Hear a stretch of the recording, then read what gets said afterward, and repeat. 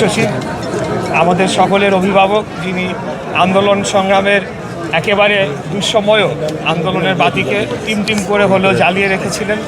আমি আমাদের আজকের প্রধান অতিথিকে ধন্যবাদ জানাতে চাই। উনি কষ্ট করে ওনার মূল্যবান সময় দিয়েছেন এই অনুষ্ঠানটা সফল করার জন্য। অনেক দূর থেকে তিনি এসেছেন, লক্ষ্মীপুর।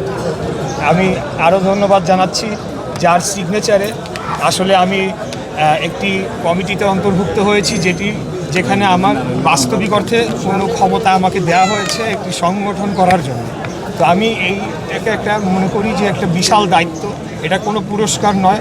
আমি কিছুদিনের জন্য এসেছি, এখানে কাজ করব। সংগঠন অলওয়েজই ব্যক্তির উপরে হবে। তো আমি এই সংগঠনটিকে আরও কিভাবে বড় করা যায়, আরও কীভাবে শক্তিশালী করে রেখে যাওয়া যায়, যাতে আমার পরবর্তীতে যিনি আসবেন তারা এটিকে এগিয়ে নিয়ে যেতে পারেন, সেই কাজটি করে যাব। আর সর্বোপরি মুক্তিযুদ্ধ বিষয়ে আমি অবশ্যই আমার এখন মন্তব্য করতেই হবে।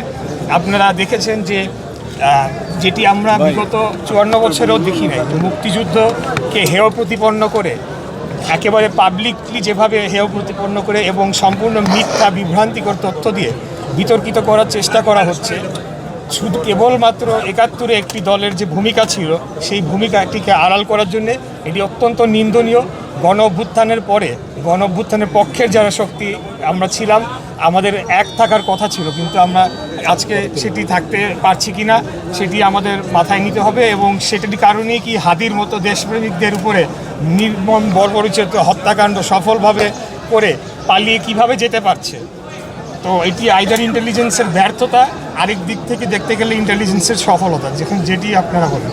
আমরা শুরু থেকেই বলে আসছি যে হাসিনার দোসরদেরকে নিয়ে এই বর্তমান সরকার তারা সংসার করে আসছে।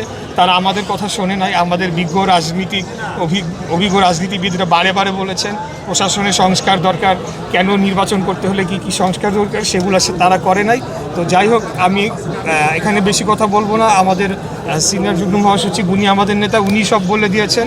উনি আমাকে সুযোগ করে দিবেন আগামী দিনে এই দলের জন্য কাজ করার জন্য। আমরা ক্ষমতার জন্য লড়াই করি না, সেটা নিশ্চিতভাবে যদি একজন জলজন্ত উদাহরণ থাকে সেটি হলো আমাদের আজকের প্রধান অতিথি।